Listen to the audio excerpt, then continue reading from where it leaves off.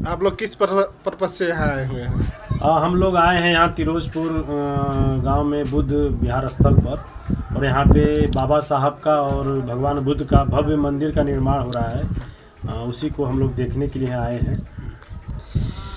अच्छा, एक तरफ बाबा साहब की मूर्तियाँ बैठाई जाती है और दूसरी तरफ बाबा साहब की मूर्तियाँ तोड़ दी जाती है। ऐसा क्या समस्या हो जा रहा है कि लोग आए दिन देखने को मिल रहा है कि हमेशा मूर्ति तोड़ी जा रही है? देखिए, बाबा साहब, कुछ लोग हैं जिनको बाबा साहब की नीतियाँ, बाबा साहब के विचार पसंद नहीं है, जो लोग संविधान को नहीं मानते हैं, जिन लोग के अंदर ये भावना है कि बाबा साहब ने देश की 85% आबादी जो है दलित, पिछड़े, अक़लियत हो गई, महिलाएं हो गई जो देश की आधी आबादी हैं, इन सभी लोगों को बाबा साहब ने, जो वंचित समाज है, जो समाज में जिनको अछूत माना गया आदिकाल से, तमाम समाज में जो अछूत रहे, दलित समाज, शोषित समाज, पिछड़े समाज, महिलाएं जिनके साथ अत्याचार होता रहा, इन तमाम लोगों को बाबा साहब ने अधिकार दिलाया संघर्षों की बदौलत। तो कुछ लोग हैं जो सामंतवादी, मनवादी विचारधारा के लोग हैं, जो संविधान को नहीं मानते हैं, मनोविधान को मानते हैं। वैसे लोगों के अंदर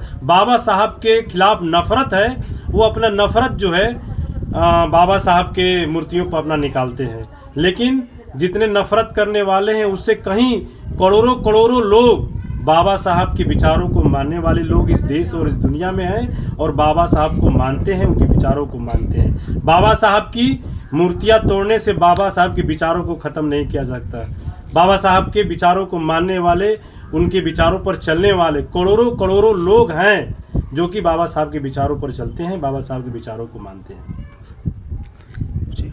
बाबा साहब की मूर्तियाँ जो तोड़ी गई है, कुछ लोग बताते हैं कि राजनीतिक मुद्दा है, इस पर क्या कहेंगे आप? देखिए, कहीं ना कहीं कई चीज़ें हैं इसमें। कुछ लोगों को तो, जैसे आज आप देख रहे हैं कि आज तमाम पार्टियां जो हैं बाबा साहब की प्रतिमा लगा रही हैं, बाबा साहब का फ़ोटो लगा रहे हैं, बाबा साहब और रविदास जी की जयंतियां मना रहे हैं। जो लोग बाबा साहब को गालियां देते हैं, जो लोग बाबा साहब की मूर्तियां तोड़ते हैं, वही लोग वोट की राजनीति के लिए बाबा साहब की मूर्तियां भी लगा रहे हैं। लेकिन इस देश में अगर बाबा साहब को मानने वाले, जानने वाले और उनके विचारों पर चलने वाली कोई पार्टी है, उस पार्टी का नाम बहुजन समाज पार्टी, और उस नेता का नाम, इस देश में एकमात्र नेता है सुश्री बहन कुमारी मायावती जी, जो बाबा साहब के विचारों पर चलती हैं और बाबा साहब के संविधान पे अच्छा सा काम करती हैं। क्या बहुजन समाज पार्टी दलितों का पार्टी है सर?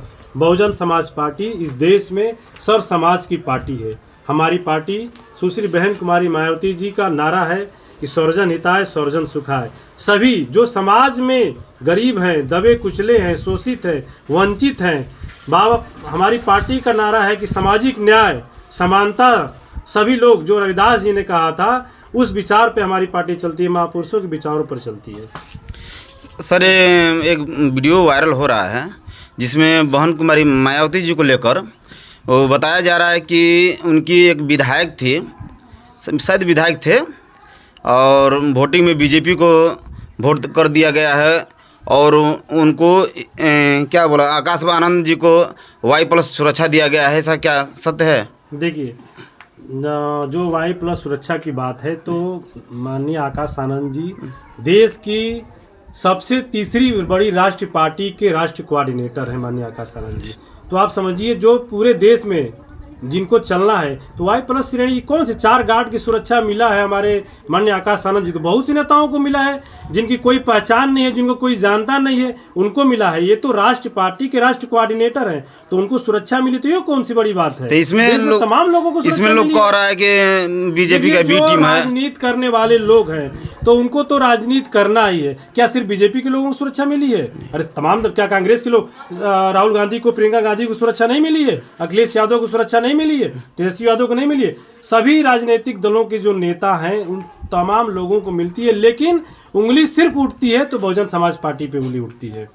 और रही बात आपने जो कहा है विधान सभा की बात, तो हम लोग के उत्तर प्रदेश में मात्र एक विधायक हैं, उमाशंकर सिंह। तो देखिए, आप हमसे वोट मांगने आइएगा तब ना हम वोट देंगे। उन्होंने स्पष्ट रूप से कहा है कि इस चुनाव में किसी ने भी वोटिंग के लिए उमाशंकर जी से संपर्क नहीं किया, ना कांग्रेस ने किया, ना सपा ने किया। और रही बात भाजपा का, उन्होंने भाजपा को वोटिंग नहीं किया है, उन्होंने व्यक्तिगत रूप से उस उम्मीदवार को वोट किया जिस उम्मीदवार ने उनसे संपर्क किया वोटिंग के लिए। तो सर क्या ये बहन जी को बदनाम करने की साजिश चल रही है सारी क्या? चीजें देखिए, तमाम जो चीजें हैं सिर्फ बातें होती हैं जी। अखिलेश यादव हो या लालू यादव जी हो, इन लोगों के शादी समारोह में नरेंद्र मोदी जाएं तो कोई बात नहीं है, लेकिन बी पार्टी कहा जाएगा भाजपा की B team Bahujan Samaj party है। एक बार भी किसी एक भी भाजपा के नेताओं से आज तक आपने कहीं देखा है कि बहन जी की तस्वीर है? कभी नहीं। लेकिन ये नेरेटिव सेट किया जा रहा है बहुजन समाज पार्टी के खिलाफ, पूरे देश में एक नेरेटिव सेट किया जा रहा है कि बहुजन समाज पार्टी भाजपा की बी टीम है, ताकि बहुजन समाज पार्टी इस देश में कमजोर हो। सभी लोगों को, चाहे कांग्रेस हो चाहे बीजेपी हो, डर किसी एक पार्टी से, वह पार्टी बहुजन समाज पार्टी है। अच्छा ये बताइए कि आज के डेट में गठबंधन की राजनीति चल रही है, लेकिन इस देश में अगर एकलौता कोई पार्टी है जो हिम्मत रखती है कि मैं अकेले चुनाव लड़ूंगी और बहुजन समाज पार्टी के तहत भाजपा के खिलाफ में अकेले चुनाव लड़ेंगी, तो दोनों पार्टियां डरती हैं, इसलिए तमाम की जो है भ्रांतियां फैलाई जाती हैं बहुजन समाज पार्टी की। तो अपनी जनता को सर क्या कहना चाहेंगे जो अफवाह उड़ाया जा रहा है इस पे? देखिए, मैं अपनी जनता से यही कहना चाहूँगा कि आप लोग किसी अफवाह में, किसी के बहकावे में न आइए।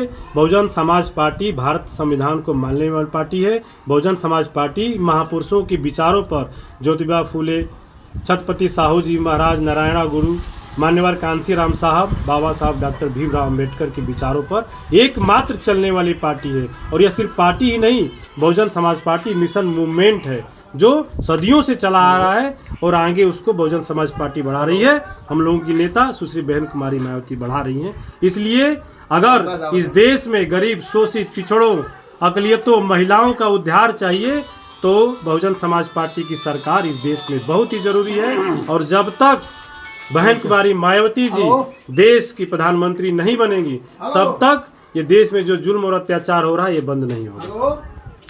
Thank you sir.